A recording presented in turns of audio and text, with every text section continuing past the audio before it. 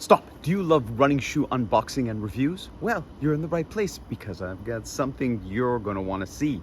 The great folks from Saguaro have sent us a couple of Barefoot running shoes that I have been dying to try. So, I haven't even taken a peek yet, but this is what we're going to do. We're going to take a look at them. It's an unboxing, but really it's an unbagging. So, first impression, I like the bag. I don't need another box for a shoe, but a bag I can use. All right, let's take a look. So far, first impression, yes, I'm digging it.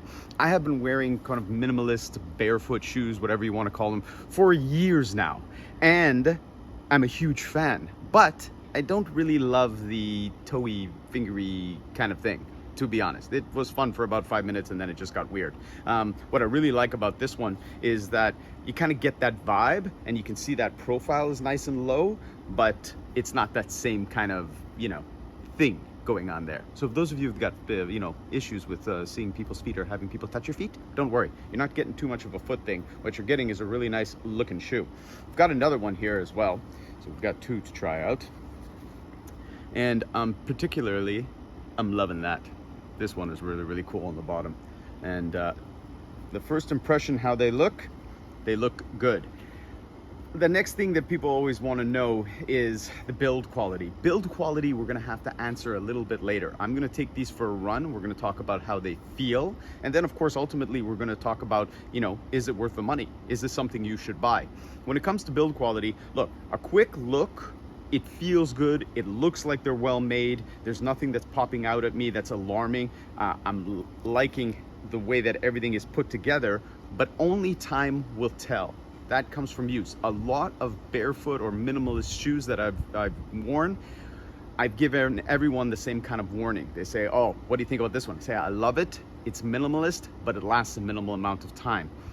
If this is built well and really lasts and serves me, then it's going to be my new favorite. There's no question. So what I'm going to do is make sure that you're following. I'm going to do a little review follow-up to this. So 2-3 months of abusing these shoes, and then I'll do a follow-up and let you know how they held up.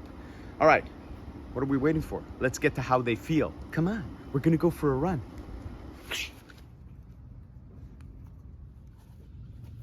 Ready, set, run. Oh no, here she comes. As you can see, we had a blast testing out these shoes. Remember, as always, even though these products were given to us, our feedback is our actual feedback. These are our impressions of the product.